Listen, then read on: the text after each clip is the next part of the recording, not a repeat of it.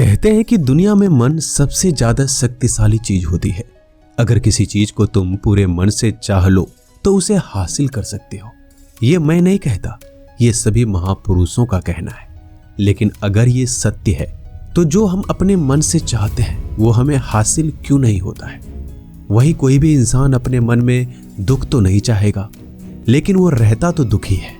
हर इंसान अपने मन से तो कामयाब होना चाहता है, खूब पैसा कमाना चाहता है, लेकिन फिर भी वो कामयाब नहीं होता। भला ऐसा दुनिया में कौन इंसान होगा जो अपने मन में ये चाहेगा कि मैं नाकामयाब रहूं या मैं पैसा ना कमाऊं? सोचने की बात है। तो इसमें दो चीज निकल के सामने आती है।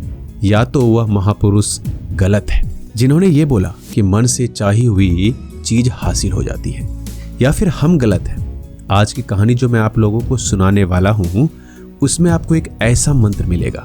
उसे समझने के बाद आपको एक ऐसा मंत्र का पता चलेगा जिससे आप समझ पाएंगे कि आपके मन से कोई भी चीज कैसे करवाई जाती है, मन में किसी भी बात का बीज कैसे बोया जाता है। इस कहानी से आपको अच्छी तरह से समझ में आएगा और आप ये भी समझ जाएंगे आकर्षण के नियम, लॉ ऑफ अट्रैक्शन कैसे काम करता है। कहानी छोटी सी है लेकिन बहुत ही गहरी है। इससे पहले कि आप इस कहानी में खो जाएं, इस चैनल को सब्सक्राइब कर लीजिए। तो चलिए कहानी की शुरुआत करते हैं। एक बार की बात है, एक आदमी के जीवन में सिर्फ दुख ही दुख था। वो जो भी काम करता उस बेचारे का वो काम पूरा ही नहीं होता। घर में आता तो घर में क्लेश बना रहता, किसी से कोई मदद मांगता तो उसकी कोई मदद भी नहीं करता था। ऐसा लगता था कि चारों ओर से दुखों का पहाड़ उस पर टूट पड़ा है। उसे समझ में ही नहीं आ रहा था कि मैं दुखों से पार कैसे पाऊं। वह दिन रात यही सोचता रहता कि अपने दुखों से छुटकारा कैसे पाना है। इसी कारण से वो रात में भी सो नहीं पाता था। उसकी आंखों के नीचे बड़े बड़े काले घेरे बन गए थे, जो इस बात का प्रतीक था कि वह आदमी कितना दुखी है और कितना चिंतित है। कभी कभी तो उसके मन में आत्महत्या करने का भी ख्याल आता था, लेकिन अपने परिवार की चिंता करके वह ये कदम नहीं उठा पाता था। वह इतना दुखी हो गया कि उसने निर्णय लिया कि वह इन दुखों से छुटकारा पाके रहेगा। इसके लिए चाहे उसे कितनी भी मेहनत क्यों ना करनी पड़े, चाहे अंगारों पर चलना पड़े, लेकिन इन दुखों से छुटकारा हासिल करके रहेगा। ऐसे ही एक दिन उसने अपने मित्र से पूछा कि मैं अपने जीवन को कैसे सुधारूं। उसके मित्र ने बताया, तुम किसी बाबा के पास जाओ। बाबाओं के पास ऐसे मंत्र होते हैं जिससे सारे दुख मिट जाते हैं, जीवन खुशियों से भर जाता है और धन संपदा भी हासिल हो जाती है। तुम किसी ऐसे बाबा को ढूंढ लो, बस तुम्हारा काम बन जाएगा। उस आदमी के मन में यह बात पूरी तरह से बैठ गई कि कोई बाबा ही मेरा दुख दूर कर सकता है। इसलिए उसे किसी भी बाबा के बारे में पता चलता तो उस बाबा के पास पहुंच जाता, उस बाबा को अपनी समस्या बताता और उसका समाधान पूछता और कहता कि बाबा, मैं कुछ भी करने के लिए तैयार हूं, लेकिन मेरी इन समस्याओं से मुझे छुटकारा दिला दीजिए। आप जो कहेंगे मैं करूंगा, लेकिन मेरे जीवन को सुधार दीजिए। बाबा उसे कुछ टोने टोटके बता देते थे, करने के लिए कहते थे और बदले में दान दक्षिणा ले लेते थे। वो कहते थे कि ये टोना टोटका करने के बाद तुम्हारे घर में शांति बनी रहेगी, बस इस टोटके को पूरी विधि के साथ करना। वह आदमी घर लौटकर पूरी विधि के साथ टोने टोटके करने लगा, लेकिन बहुत टोने टोटके करने के बाद भी उसके जीवन में कुछ बदलाव नहीं आया। इसके विपरीत उसका जीवन और ज्यादा दुखी हो गया। जो भी बाबा उसे टोना टोटका देता था वह बदले में उससे दान दक्षिणा लेता था, जिससे उसका धन भी धीरे धीरे खत्म हो रहा था। इससे उसके जीवन में दुख और भी ज्यादा बढ़ गए। तब उसे लगा कि बाबाओं के पास जाने से तो मेरे जीवन में दुख कम होने की बजाय बढ़ते जा रहे हैं, तो मुझे क्या करना चाहिए? बाबा के पास जाऊं या ना जाऊं? फिर एक दिन एक आदमी ने उसे बताया कि तुम अपने घर में किसी पंडित को बुलवाकर हवन करवा लो। हवन होगा, घर शुद्ध हो जाएगा। कोई भी बुरी ऊर्जा होगी घर में तो घर से बाहर चली जाएगी। इसे पंडित को बुलाकर पूरे विधि विधान से मंत्रोच्चारण कराओ और हवन कराओ, जिससे घर में सुख शांति आए। उस आदमी के मन में अब ये बात बैठ गई और उसने एक पंडित को अपने घर पर बुलाकर हवन करवाया। हवन अच्छी तरह से संपन्न हुआ। बदले में पंडित ने भी अच्छी दान दक्षिणा ली और उसके बाद वो वहां से विदा हो गया। लेकिन कुछ दिनों के बाद उस आदमी को महसूस हुआ कि उसके जीवन में अब भी कोई बदलाव नहीं आया है। अब वो आदमी पूरी तरीके से दुखी हो गया और ज्यादा परेशान हो गया।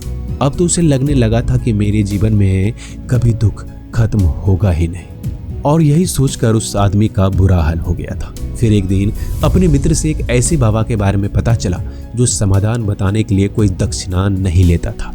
उस आदमी को लगा कि यह बाबा दूसरे बाबाओं की तरह नहीं हो सकता, क्योंकि यह दान दक्षिणा तो लेता ही नहीं। अगर दान दक्षिणा नहीं लेता तो सच में कोई सिद्ध बाबा होगा। और यही सोचकर वह उस बाबा के पास पहुंच जाता है। जब वो आदमी वहां पर पहुंचता है तो वह बाबा ध्यान में बैठे हुए थे। यह देखकर वो आदमी वहीं पर चुपचाप बैठकर ध्यान से बाहर आने का इंतजार करने लगा। थोड़ी देर बाद बाबा ने आंखें खोली तो सामने एक दुखी और परेशान युवक को बैठे देखा। उसकी आंखों के नीचे काले घेरे देखते ही वो समझ गया कि आदमी अपने जीवन से कितना परेशान है।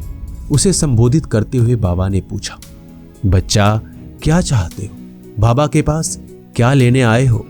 उस आदमी ने कहा, बाबा मैं अपने जीवन से बहुत परेशान हूं। मैं इन दुखों को दूर करने के लिए बहुत सारे रास्ते अपनाए और हर तरकीब करके देखी जो किसी बाबा ने मुझे बताई, और वह हर काम किया जो किसी भी इंसान ने मुझसे करने को कहा, लेकिन मेरे जीवन में दुखों में कोई कमी नहीं आई। बाबा इसके विपरीत मेरे जीवन में दुखों में बढ़ोतरी हो गई। मुझे समझ नहीं आ रहा है कि मैं क्या करूं। कभी कभी तो मैं आत्महत्या करने की सोचता हूं, लेकिन अपने परिवार की सोचकर मैं यह कदम नहीं उठा पाता। मैंने आपके बारे में बहुत सुना है बाबा, और मैं बहुत उम्मीद के साथ आपके पास आया हूं। कृपया करके मुझे कोई ऐसा मार्ग बताएं जिससे मुझे अपने दुखों से छुटकारा मिल जाए। मैं अपने दुखों से छुटकारा पाने के लिए कुछ भी करने को तैयार हूं। आप मुझे कोई भी रास्ता बताएं, चाहे वो रास्ता कितना भी कठिन क्यों ना हो, मैं उसको पार करके रहूंगा। बाबा ने महसूस किया कि आदमी तो सच में बहुत परेशान है। बाबा ने उसकी बात सुनकर कहा कि बच्चा, दुखों को दूर करने के लिए मंत्र ऐसे ही नहीं मिलते। मंत्र पाने के लिए कुछ करना पड़ता है। तुम कुछ कर सकते हो? यह सुनकर पहले तो उस आदमी ने सोचा कि यह बाबा भी मुझसे दान दक्षिणा ही मांगेगा, लेकिन कोई और रास्ता ना पाकर उस आदमी ने कहा, बाबा आपको जितना भी दान दक्षिणा चाहिए मैं देने के लिए तैयार हूँ, लेकिन आपका मंत्र सच्चा होना चाहिए, वह पूरा होना चाहिए, उसका फल मुझे मिलना चाहिए। उसके बाद आप जो भी दान दक्षिणा लेना चाहते हो वो मैं जरूर दूंगा।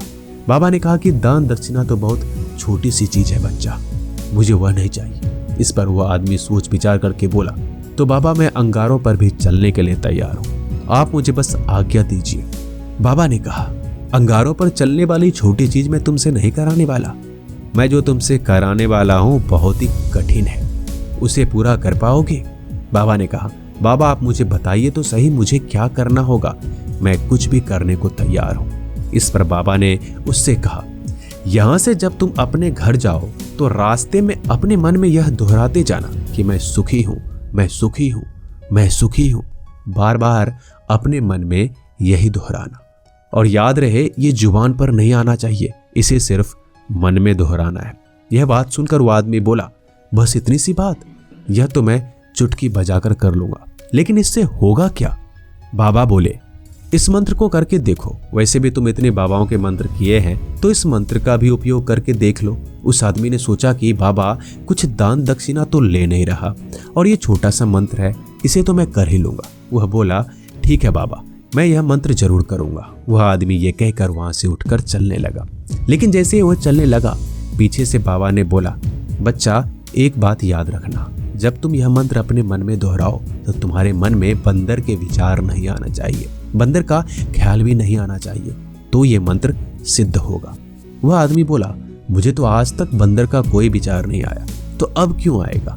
अब चिंता मत करिए बाबा, मैं बस मन में ही यह दोहराता रहूंगा कि मैं सुखी हूँ, सुखी हूँ।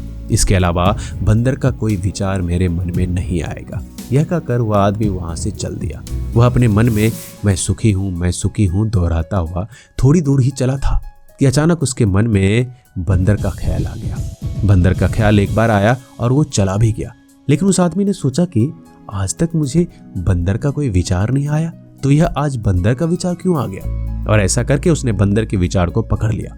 वह यह भूल गया कि मुझे क्या मंत्र दोहराना है। वह बंदर के बारे में सोचने लगा। जब थोड़ी देर बाद उसे होश आया तो वह फिर से अपने वही मंत्र दोहराने लगा जो बाबा ने उसे बताया था। मैं सुखी हूँ, मैं सुखी हूँ। लेकिन अचानक से उसके सामने एक बंदर दिखाई दिया और यह देखकर उसके मन में फिर से बंदर का विचार उठ गया और वह अपने अंदर से इस विचार को बाहर फेंकना चाहता था। वह चाहता था कि मेरे अंदर किसी भी बंदर का विचार ना आए, लेकिन उसके सामने बंदर दिखाई देने लग गया। लेकिन उसे तो सामने बंदर ही दिखाई दे गया। ऐसे ही जद्दोजहद करते समय वह अपने घर पहुंचा और घर पर पहुंचने के बाद अपनी पत्नी से कहा, हे बंदरिया, मुझे खाने में बंदर परोस दो। और जब उसे यह एहसास हुआ कि उसने क्या बोल दिया तो अपने बाल नोचने लगा। वह दीवारों में सर मारने लगा कि आज तक मुझे बंदर का कोई विचार नहीं आया और आज मुझे ये क्या हो गया है। मुझे हर जगह बंदर ही बंदर नजर आ रहे हैं। ये कैसी माया है। यह सोचकर वह आदमी रात भर सो नहीं पाया। रात भर करवटें बदलता रहा और सुबह उठकर सीधे उसी बाबा के पास पहुंच गया और उसके चरणों में गिरकर कहा कि बाबा, पता नहीं क्या चमत्कार हो रहा है। आज तक मुझे बंदर का कोई विचार नहीं आया। जब से आपने मुझसे कहा है कि बंदर का विचार नहीं आना चाहिए, तब से मुझे हर जगह बंदर ही बंदर नजर आ रहे हैं।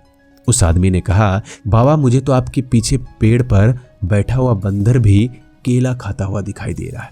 यह क्या हो रहा है बाबा? यह सुनकर बाबा हंसने लगा और बोला, बच्चा, मन का जाल एक ऐसा जाल है जिसे समझ पाना इतना आसान नहीं है। बंदर तो तुम्हारे रास्ते में पहले भी आते थे। जब तुम मेरे पास आए थे तो इन्हीं पेड़ों पर यह बंदर घूम रहे थे, लेकिन तब तुम्हारे ध्यान में यह बंदर नहीं था।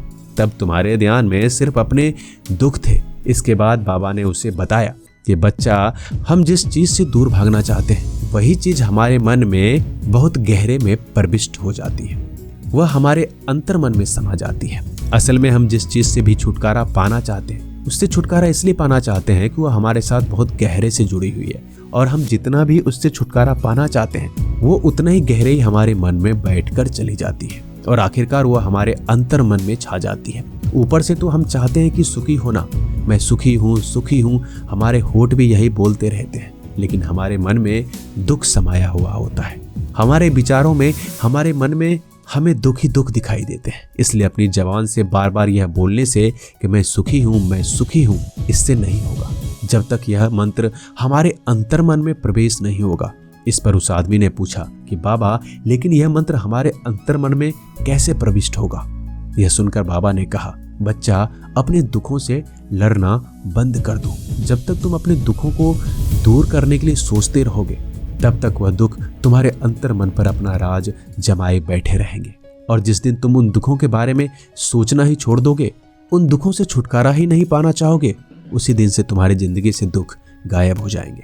क्योंकि किसी भी चीज से छुटकारा पाने के लिए हमें उस चीज के बारे में सोचना पड़ता है, और हम जितना ही उस चीज के बारे में सोचते हैं उतनी ही गहरी हमारे मन में प्रविष्ट होती चली जाती है। हम अधिकतर समय दुखों के बारे में ही सोचते हैं।